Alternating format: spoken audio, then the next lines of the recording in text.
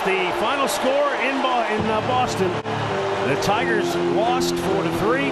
Guardians are officially Central Division champions, regardless of the outcome of this game now. So a lot of high-fiving in the dugout. And the Guardians are back-to-back division champs for the first time since they won 3 in a row from 2016 through 2018. Coming back from a 15.5 game deficit, the largest ever. Very, very impressive. Oh my God. Thank you for being here, subscribed or not. And if you haven't joined the 49% elite humans, consider hitting that button if you enjoy the videos, as the Tigers did the unthinkable. They had a 15.5 game lead on Cleveland in July. 15.5 games. The odds of any team coming back from that is the same odds I can go a full calendar year without hitting something with my car. Hasn't been a person yet, don't worry. But after building up a 15.5 game lead on Cleveland in July, an insanely bad September combined with an insanely good September and overall really good last 2.5 months for the Guardians led to the greatest comeback in baseball history. No team had ever done that before till now. The Tigers went from the best record in not just their division in baseball, up 15.5 games on Cleveland, and ended up sneaking into the postseason by a tiebreaker over the Astros, who finished with the same record as them. They get in by a thread. There is truly nothing more humbling than baseball. But after all that, after all the losses, the blown games, the collapse of a lifetime, the baseball gods looked down upon thee and said, you know what, Detroit? I know you like cars on fire. I know you're a pretty sketchy city, but you produced M&M, so after all this, I'm going to give you a shot to redeem yourselves. It all lined up exactly how the Tigers should want it to line up. Playing the Guardians in the Wild Card Series for a chance to avenge their entire... So off we go, and 2 pitches in, 2 outs, just like that. All right, shit, I guess that's the plan against Gavin Williams. Swing away, even though he actually walked more hitters than anyone in baseball this year. It's a bold strategy, Cotton. Let's see if it pays off for him. Well, it actually does work, Jason Bateman. Sabrina Carpenter's brother swings at the second pitch he sees and knocks it into right for a base hit, and is able to get to second after Jonathan Rodriguez fumbles around with it like he's Mark Sanchez, and 2 pitches later to Spencer Torkelson, another base hit. So as quick as there were 2 outs, it's also now 1-0. Bring on Skubal. Angel Martinez, 100 miles an hour at the top of the zone, sit down. It's not every day you see Jose Ramirez looked fooled at the plate. Skubal don't care. He strikes him out on a changeup. Next inning, Kyle Manzardo swings at that same changeup from Scoob and slams it into right for a hit. Yeah, take a nice look at that. Watching a base hit off Tarek Skubal is like coming across the Siamese twins in the 1830s. It's not some everyday thing. Enjoy it. 2 pitches later, Arias grounds into a double play. Next inning, Brian Rocchio, 99 up and out of the zone. Good freaking luck. Next up, Jenkenzie Noel, the big Christmas. Yeah, looks like Christmas is canceled this year. I've been watching baseball for a long time. I can't think of many people or really anyone who has been more outmatched than Noel against Skubal in this game. This was ridiculous, and it's crazy because Noel actually took Skubal deep a couple weeks ago. This is just their first matchup in game 1. You'll see how it gets worse and worse as we go. But yeah, another K. But there's actually a really big flaw about Tarek Skubal. I don't think it's addressed enough, and we really saw it in this game. Like, he's great, yes, unbelievably great, but just like anyone, there is a flaw. For Skubal, his Death Star weak spot is, you see, he actually has a defect where whenever Austin Hedges comes up to the plate, like specifically Austin Hedges, the Guardians backup catcher who hit 161 this year, Skubal unfortunately sees this. Yeah, I mean, I wouldn't normally assume anyone would ever confuse Austin Hedges with Barry Bonds. I mean, I guess they have some features in common, but yeah, that's Skubal's one flaw. So he walks Austin Hedges on 4 pitches, but no problem. Stephen Kwan flies out 2 pitches later. This was when Cleveland decided to pull out some more of their devil magic because they realized, yeah, we're not going to be smoking any balls off Skubal. So Angel Martinez first fouls this back and breaks the frickin' camera. Listen to this. One of the matches late in the year between these two teams. Then he swings at a pitch that was headed toward the dugout and places it perfectly enough for him to beat it out for an infield single. Then Jose Ramirez, who Skubal got the best of last time, this time works a great at-bat that ends in a walk. So bam, Cleveland has 2 on, nobody out, but Skubal locks in and does pretty much the most picture-perfect thing to do in a situation like this. He strikes the next 2 hitters out on 3 pitches and gets Arias to hit a weak, harmless little grounder. Except there's just one issue with that. For any other team that's weak and harmless, for the Guardians, it somehow results in a run-scoring single. Martinez comes all the way from second to sneak home, tie game, and then Rocchio almost keeps his voodoo shit going, but Skubal is all over this. He's like, no, hell no, inning over. Okay, and meanwhile, after that first inning of a couple of hits in a row for Detroit, they weren't doing anything either offensively. Gavin Williams, a man who, again, literally walked more hitters than anyone this year, only walked one his entire outing, pitching into the 7th inning, 8 strikeouts, but a Riley Green double, and this would put runners on the corners with nobody out. So in comes the Guardians bullpen. Man, Noel had a rough day. We'll get back to his at-bats against Skubal, but then there's him screwing this up at first. Well, Tigers play the Guardians game right back at him for the lead. They don't try to do any crazy shit. How about a bunt? Tigers on top 2-1, and Skubal... Go back to the 5th inning. Jhonkensy Noel up. Skubal could have thrown this changeup to his own dugout over at first base, and I'm convinced Noel would have swung. Again, back to that homer he hit a couple weeks ago. It was on a low and away changeup, and it's like Skubal's made it his life's mission to make that low and away changeup Noel's worst enemy. This is how you know Skubal was locked in. He struck out Austin Hedges. Tells you everything you need to know. In the 6th inning, Angel Martinez works a long at-bat, but it ends the same. He goes down chasing on another nasty changeup. Jonathan Rodriguez, same exact thing. Go to the 7th, Tigers score. Skubal pitching with a 1-run lead again, and he loves it. Kyle Manzardo, 100 miles an hour, sit down. Gabriel Arias, try and hit it, you can't. Another 100 mile an hour fastball. That's 12 strikeouts. Skubal looks at this with disgust and says, that's it? Pathetic. Here's 101 at the top of the zone. Go to hell. 13 strikeouts. Next inning, still 2-1. Up comes Noel, and again, just the most uncompetitive at-bat you may ever see. He just spams that low and away changeup. At this point, Skubal might as well just spike the ball into the grass right in front of the mound. He's going to get a swing and a miss. But then comes Skubal's biggest challenge, Austin Hedges. And in this moment, Skubal says... I see Barry Bonds. He walks him. Up next, Stephen Kwan, who hits a ball up the middle. Skubal can't field cleanly enough to try and turn 2, but he does get the second out of the inning, and that's it for the day. 7 2/3 innings, 14 strikeouts, one of the most dominant postseason performances ever. Tigers closer Will Vest comes in and quickly gets Bo Naylor to ground to first. Cleveland cannot cash in. On in the 9th, where the Tigers had a shot at getting at least one insurance run, but they can't cash in either. And they quickly really wish they would have, because Jose Ramirez hits a ball hard. Javier Baez makes a nice play, but throws it away trying to make it from his knees. And by away, I mean like this thing wanted to go to another county. Jose goes all the way to third. You don't hit the ball out of the infield and you'll win games. Cleveland Guardians baseball, everyone. But Will Vest strikes out Jonathan Rodriguez. 1 out. Then Kyle Manzardo hits a ball back at Vest, and Jose, I guess just playing a little too desperate, gets boned going home. So just like that, you had the tying run at third with nobody out.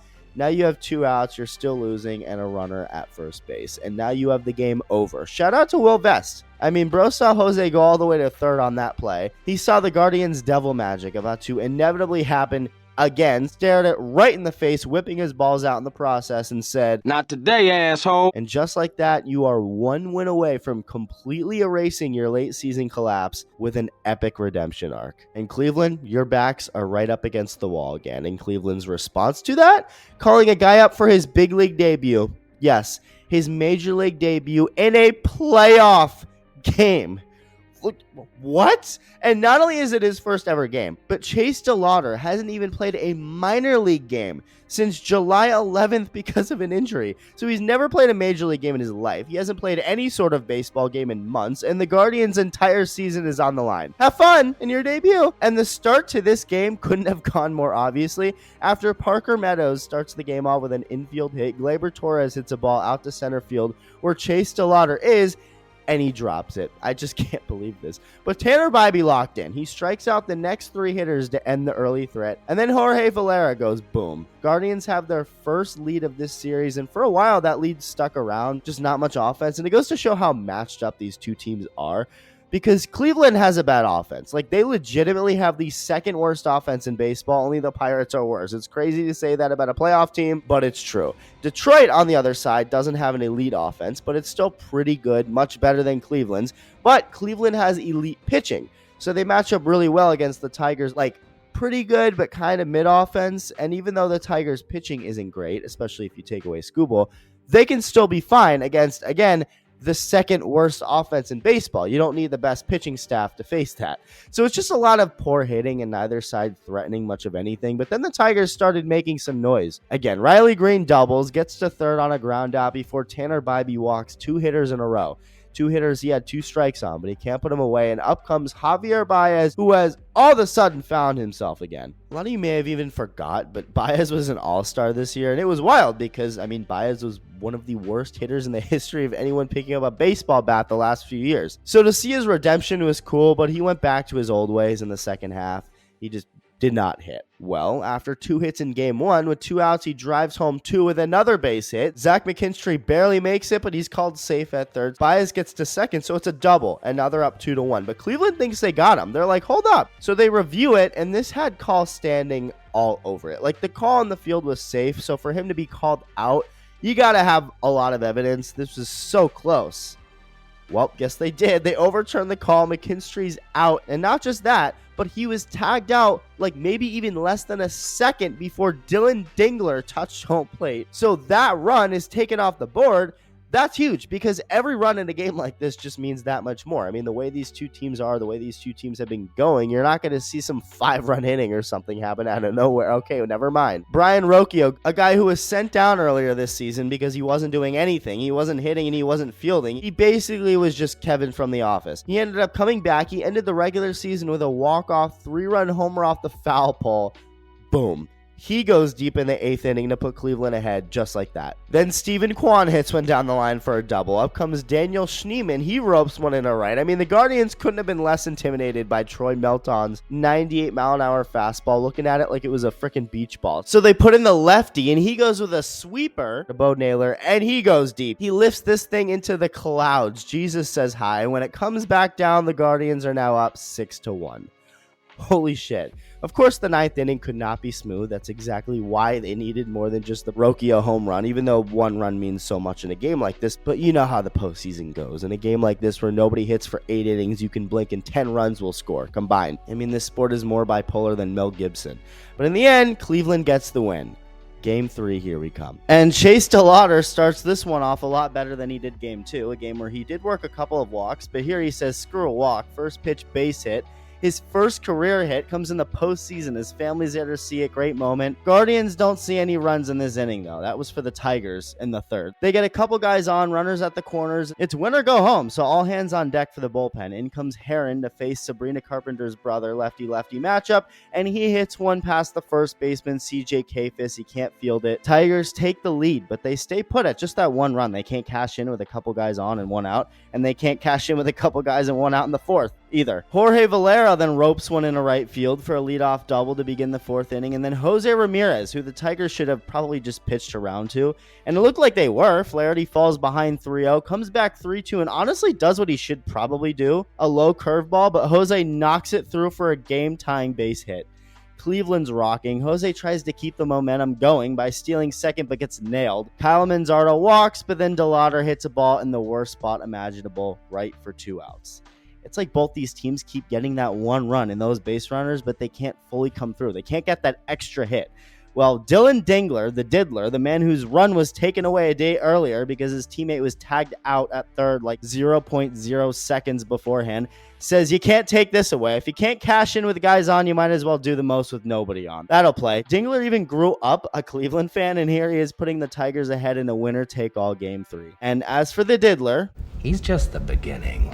Javier Baez, who's become Barry Bonds if he was a little shorter and Puerto Rican this series, destroys a ball off the wall for a leadoff double to start the 7th. Then Meadows, trying to bunt Javi Bonds over, ends up doing exactly that, but also gets on first with a hit. Hunter Gaddis makes a nice play on this to keep Bonds from scoring out number 1. And with the lefty Sabrina Carpenter's brother coming up, they just put him on first, loading the bases to take their chances with another lefty, Wencel Perez, and he lets Cleveland know that that was a grave mistake. Base hit, 2-runner score, and just like that, this game feels out of reach. I know the Guardians had that 5-run inning in Game 2, but expecting that to happen again is like expecting Leonardo DiCaprio to look at a woman over the age of 25 again after he accidentally did like once. 3 runs seems like 6. So when Spencer Torkelson and Riley Green got 2 hits in a row to make it 5, That seems like 10. And well, it wouldn't be a Cleveland Guardians postseason game, with their season on the line, without teasing their fans with glory. They do this every year. Rajai Davis's heroic moment